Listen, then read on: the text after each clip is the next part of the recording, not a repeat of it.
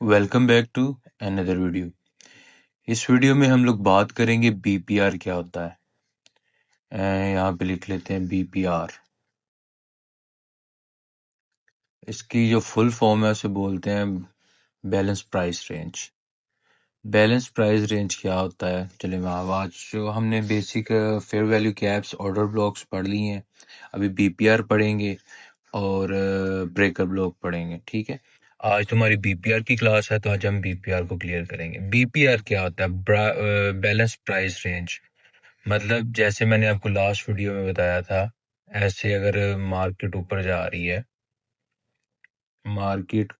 रही है, ये एक स्ट्रॉन्ग कंफर्मेशन होती है। ये एक स्ट्रॉन्ग पैटर्न है, ठीक है, जो मतलब कि हमारे लिए बहुत ट्रेड लेने के लिए बहुत अच्छा है।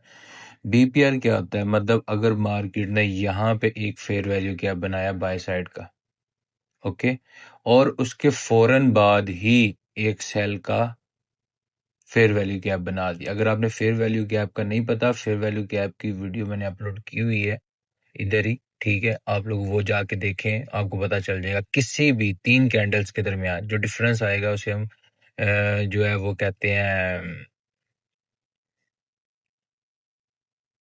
Fair value gap. मतलब ऐसे तीन कैंडल्स थी, ओके, ये तीन कैंडल्स आ गई हमारे पास, ओके, इसके दरमियान जो डिफरेंस है उसको बोलते हैं बीपीआर। ये बहुत इजी है कॉन्सेप्ट, बहुत इजी कॉन्सेप्ट है, वो किसी भी तीन कैंडल्स के दरमियान हो सकता है। अगर हम लोग देखें, नेक्स्ट जो कैंडल आई है वो यहाँ से ओपन हुई है, वो यहाँ चली गई है, और ये वाली जो थी वो यहाँ बन गई है, तो अब हम बोलेंगे कि ये बीपीआर है। जो भी प्राइस, जब भी मैंने आपको लास्ट वीडियो में भी बताया था कि जब भी कोई भी जगह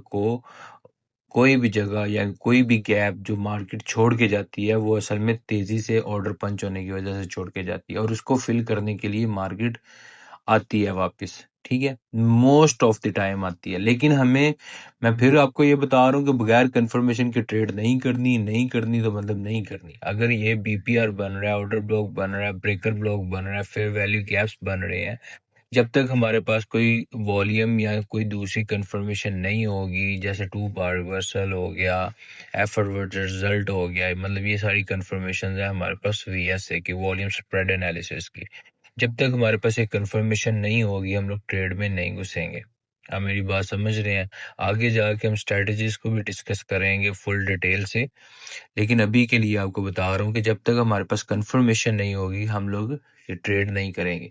बीपीआर का मेन आपको बता दिया क्या होता है। बीपीआर बेसिकली क्या होता है कि अगर बाय साइड में प्राइस मूव कर रही है और उसके रास्ते के अंदर उसके जाते हुए वो एक बाय साइड का फेयर वैल्यू गैप बना दे, और उस फेयर वैल्यू गैप के बिल्कुल सामने एक और सेल साइड का फेयर वैल्यू गैप बना दे, तो अब ये बाइंग फिनिश हो जाएगी और सेलिंग की ट्रेड्स हम ढूंढने की कोशिश करेंगे। ओके, चलिए मैं आपको एग्जांपल से समझाता हूँ, आपको ज़्यादा अच्छी एग्जांपल समझ आएंगी। ये देखिए, मैंने मार्क करके रखा हुआ था आप लोगों के लिए। ओके, ये अगर देखें, मार्केट यहाँ से नीचे आ रही थी, ये एक फेयर वैल्यू गैप बना, ओके, ये एक फेयर वैल्यू गैप बना, वो यहाँ से लेके यहाँ तक बना, ओके। एक जो नेक्स्ट जो बना वो यहाँ से लेके यहाँ तक बना, ओके, ये हो गया फेयर वैल्यू गैप्स। एक फेयर वैल्यू गैप ये वाला हो गया, और एक फेयर वैल्यू गैप ये वाला हो गया। इसके दरमियान में जो आ रहा है वो होगा हमारा बीपीआर। मतलब मैं आपको इजी करके समझाता हूँ थोड़ा। अच्छा, ये वाला जो एरिया है ना, ये वाला जो इसमें भी टच नहीं है और इसमें भी टच नहीं है, वो वाले एरिया को अब हमने कहना है कि ये बीपीआर है। मतलब यहाँ से लेके यहाँ तक जो एरिया था वो बीपीआर था। अब ये देखो, ये 5 मिनट का टाइम फ्रेम है, एक दो वेरी नेक्स्ट कैंडल आई है, उसके अंदर टैप किया, टेस्ट किया, और उसने ये रिवॉर्ड दे दिया। अगर हम यहाँ से भी ट्रेड को प्लेस करते और ये बाय साइड की नीचे इसका स्टॉप लॉस रखते, तो फिर भी हमें ये 1:3 की ट्रेड दे गई है। समझ आई? ये है बीपीआर।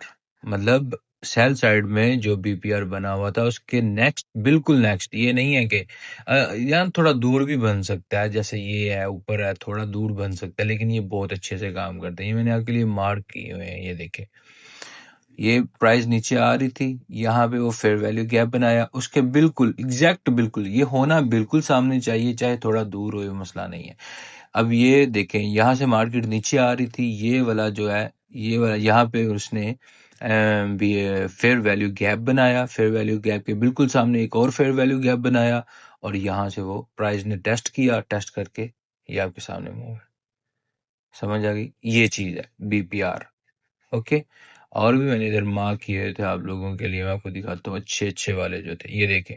अब यहाँ से स्मॉलर टाइम फ्रेम का जो ट्रेंड था वो बेरिश था, गोल्ड तो हमेशा से बुलिश रहता है, लेकिन ये वाला जो छोटा टाइम फ्रेम था ये बेरिश था, ठीक है। बेरिश में क्या हुआ, मार्केट लोअर लो और लोअर हाई बनाती आ रही थी नीचे। ओके, यहाँ पे उसने क्या किया कि बीपीआई यहाँ पे फेयर वैल्यू गैप एक क्रिएट किया, फेयर वैल्यू गैप के बिल्कुल सामने एक और फेयर वैल्यू गैप क्रिएट किया, तो हम ये बोलेंगे कि ये बिल्कुल सामने जो बना ये हमारा बीपीआर बन गया, समझ आ गई। ये जो सामने बिल्कुल बिल्कुल बन रहे हैं ये बीपीआर बन रहे हैं, अगर हम इसको भी मार्क करें, ठीक है, ये मार्क हमने कर दिया। अब देखो इसमें एक दफा प्राइस आई, उसने मूव दिया, फिर आई, फिर आई, फिर उसने कितना बड़ा मूव दिया, ये देखिए आपके सामने, ये बीपीआर से उठी हुई है ना बेसिकली, ये सारा बीपीआर ने काम किया। ओके, यहाँ पे देखो, यहाँ पे मैंने एक और बीपीआर किया हुआ था, ये देखो, यहाँ पे एक मार्केट नीचे गिर रही थी, यहाँ पे फेयर वैल्यू गैप बना, यहाँ पे भी एक फेयर वैल्यू गैप बना, ये वेरी नेक्स्ट कैंडल जो है, वेरी वेरी नेक्स्ट कैंडल ने इसमें टैप किया। अगर हम यहाँ भी स्टॉप लॉस रखते हैं तो ये आपके सामने सारा रिजल्ट, ये सारा, उसके बाद मार्केट प्राइस पे आई नहीं है, ऊपर से ऊपर, ऊपर से ऊपर 3600 60 70 तक गई है मार्केट। यहाँ ये उसका लास्ट पॉइंट है, लास्ट पॉइंट ये देखो बीपीआर, ये इतना इंपॉर्टेंट और इतनी ज़रूरी चीज़ है, ठीक है। बाकी हम लोग कंफर्मेशन के बगैर कभी ट्रेड नहीं करेंगे, मैं आपको हर वीडियो के अंदर यही बताता हूँ, उसी को एक्सप्लेन करता हूँ कि जो ये स्नाइपर एंट्रीज लेते हैं ये कुछ नहीं है मेरे भाई, वो स्नाइपर एंट्रीज आप लेते हो, आप बनाते हो पैसे, वो स्नाइपर शॉट्स आप लेते हो, बनाते हो पैसे, बनाते हो, वो एक दिन गलत हो जाता है ना, तो हम लोगों का सारे दिन का प्रॉफिट चला जाता है। मैं आपको एक मजे की बात बताता हूँ, बात यह है कि अगर हमने बीपीआर के ऊपर ट्रेड ली हुई है, सही है, अगर हमारा बीपीआर फेल हो जाता है, यहाँ पे हर चीज कुछ भी इधर 100% तो नहीं है, इसके टेस्ट पे हम ट्रेड लेते हैं, सही है, और मैक्सिमम मैक्सिमम जो इसका स्टॉप लॉस है ना वो यहाँ पे रखते हैं, बिल्कुल मतलब कि बीपीआर जिसने क्रिएट किया होता है उस कैंडल के नीचे।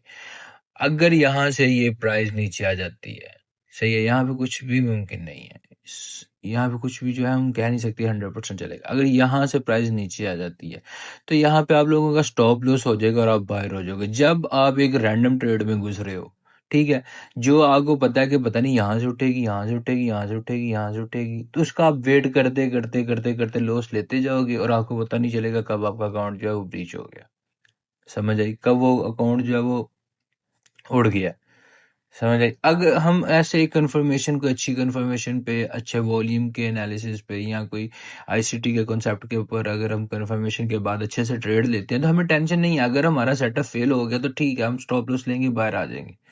और आपको एक मजे की बात बताऊं, दुनिया की बहुत बड़ी तादाद ऐसी है ट्रेडरों की जो स्टॉप लॉस नहीं यूज करती, और ऐसी स्नाइपर एंट्रीज और ये और वो, मैं वीडियोस देखता रहता हूँ, उसके अंदर वो इधर से सेल होगा, वो सेल की ट्रेडें लगाई जा रहा है, लगाई जा रहा है, लगाई जा रहा है, और ऊपर लिखा हुआ है अकाउंट मैनेजमेंट के लिए आप हमें अकाउंट दे सकते हैं। देखो, हाँ, वो खुद वो किसी के पैसों पे खेल रहा है, सही है, उड़ गया तो उड़ गया, चल गया तो चल गया, चल जाएगा तो प्रॉफिट मिल ले लेगा, अगर उड़ गया तो वो बोलेगा ठीक है भाई उड़ गया, मैं क्या करूं, सही है। वो बगैर कंफर्मेशन के ऊपर भाई जो बड़े ट्रेडर है ना, वो बहुत डीप एनालिसिस के बाद, बहुत डीप एनालिसिस के बाद जो है वो एक ट्रेड को प्लेस करते हैं, सही है। ट्रेड को प्लेस करना बड़ी बात नहीं है, वो तो बटन दबाना, ट्रेड लग जानी है, लेकिन मेन मकसद ये होता है किस रीजन पे ली है।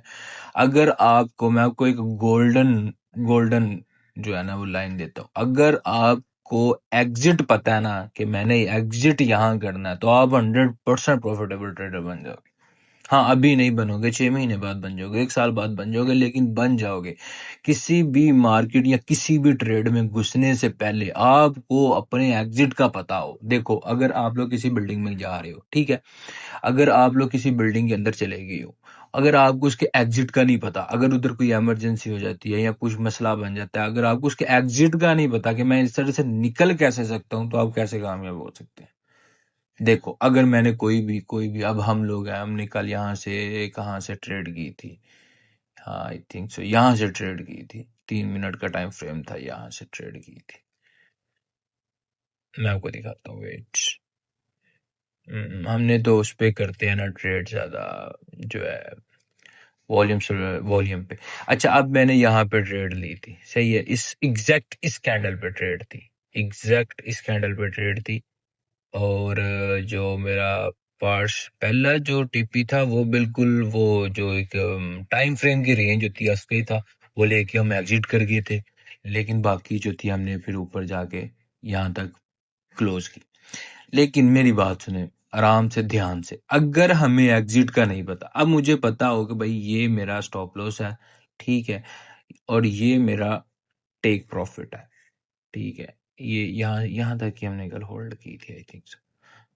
अच्छा, अगर हमें अपने एग्जिट का नहीं पता कि भाई यहाँ पे मार्केट आएगी तो हमने बायर हो जाना है। देखो, अगर आपको अपने एग्जिट का पता है ना, एग्जिट का पता है ना कि भाई अगर प्राइस मेरे फेवर में जाए तो मैंने यहाँ पे एग्जिट होना है, और अगर प्राइस मेरे फेवर में नहीं जाती तो हमने यहाँ पे एग्जिट होना है। ये आपको ट्रेड में घुसने से पहले पता होना चाहिए। मतलब जब हमने यहाँ पे ट्रेड लगाई थी, हमारा एसएल यहाँ पे लगा हुआ था, ठीक है, अगर हमारे एनालिसिस गलत होते हैं तो हम लोग कम से कम ट्रेड से बाहर तो आ जाएं, ना कि यहाँ पे आ गया, यहाँ पे मार्केट आ गया, हम खींच के इसको थोड़ा सा और वेट, थोड़ा सा और, नहीं नहीं उठेगी, नहीं नहीं उठेगी।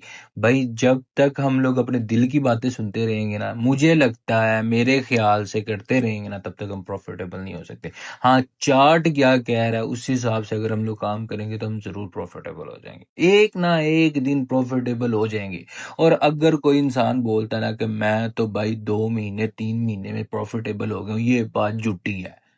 6 महीने साल में प्रॉफिटेबल हो गया हूँ, ये झूठी है। हाँ, प्रॉफिट कमा सकता है, लगातार कंसिस्टेंटली नहीं वो बना सकता। कंसिस्टेंटली बनाने के लिए उसे एक टाइम चाहिए, हर चीज का एक बिहेवियर होता है, उस बिहेवियर को समझना पड़ता है, उस स्ट्रेटजी पे यकीन करना पड़ता है कि ये स्ट्रेटजी पे कॉन्फिडेंस को बिल्ड करना पड़ता है, फिर जाके ट्रेडे जो है वो इंसान जब प्रॉफिटेबल बनता है। मैं आपको बिल्कुल इजी, आराम से, बिल्कुल सिंपल वे में समझाने की कोशिश करता हूँ, ताकि आप लोगों को रियलिटी का पता चले। ये नहीं मैं बोल रहा भाई जान आज और वो लैम्बोर्गिनी और ये लेंगे, सब लेंगे, सब लेंगे, नो डाउट। जो लगा रहेगा, जो मेहनत करता रहेगा, अल्लाह पाक उसे जरूर कामयाब करेंगे। लेकिन क्या है कि मैं आपको ये बताना चाह रहा हूँ कि एक टाइम पीरियड के बाद ये वीडियोस हैं, इनको 10-10 दफा देखो, मेरी नहीं समझ आ रही किसी और की जाके देखो, किसी और की नहीं समझ आ रही किसी और की जाके देखो, कॉन्सेप्ट्स आपको मैं दे रहा हूँ। Fair value gaps, order blocks, breaker blocks, BPR, उससे पहले स्ट्रक्चर, स्ट्रक्चर जिस आदमी की स्ट्रक्चर पे ग्रिप हो गई है ना, स्ट्रक्चर स्ट्रक्चर स्ट्रक्चर बहुत जरूरी है, सही है। हमारे साथ हैं दोस्त ऐसे हैं जो काम करते हैं, उनको इतना इतना अरसा होगा, उनको अभी तक स्ट्रक्चर नहीं मार्क करना आता।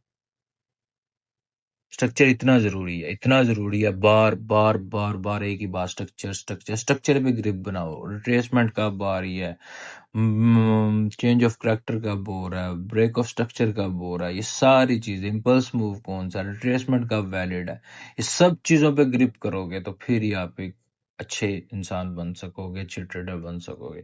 जब एक आदमी बंदा आर्मी में जाता है, आर्मी में बेसिकली जाता है, तो वो सिर्फ यही नहीं है कि गन चला लेगा, वो एक डिसिप्लिन को फॉलो करेगा, वो एक गन्स भी अच्छी चलाएगा, वो रनिंग भी अच्छी करेगा, उसकी हेल्थ भी अच्छी होगी, उसकी हाइट भी अच्छी होगी, उसका कॉन्फिडेंस लेवल भी अच्छा होगा, उसकी बॉडी लैंग्वेज भी अच्छी होगी, हर चीज अच्छी होगी, फिर जाके सिलेक्ट होगा। अगर वो बोले मैं खाली गन चला सकता हूँ लेकिन मेरी टांगे नहीं है, तो वो रखेंगे उसको, नहीं ना रखेंगे। इसलिए हमें हर चीज को मर्ज करके तो फिर ही हम एक कामयाब इंसान और अच्छे अच्छे किसी भी फील्ड में प्रोफेशनल हो सकते हैं। ये छोटी छोटी चीजें आपको ख्याल रखना पड़ेंगी, फिर ही हम लोग कामयाबी की तरफ जा सकते हैं, अदरवाइज नहीं। हम लोग एक स्ट्रैटेजी सीख लेते हैं, चलो जी ये स्ट्रैटेजी आ गई है, इसको अप्लाई करी जाओ करी जाओ करी जाओ, ऐसे नहीं होता। पहले हर चीज का आपको पता होना चाहिए, उसके बाद एक स्ट्रैटेजी एक पेयर बात। हम लोगों को एक अरसा दराज हो गया कि हम लोग गोल्ड पे काम कर रहे हैं, करेंसी वरेंसी ये वो कभी काम किए ही नहीं, पता ही नहीं है, होती भी है। ये लो मैं आपको प्ले लिस्ट खोल के दिखा देता हूँ, ये है, ये भी पता नहीं ये गलती से ऐड हुआ हुआ है, ठीक है। ये देखो सिर्फ गोल्ड, सिर्फ गोल्ड, सिर्फ गोल्ड। अगर आप लोग बोलो तो मैं आपको दिखाता हूँ।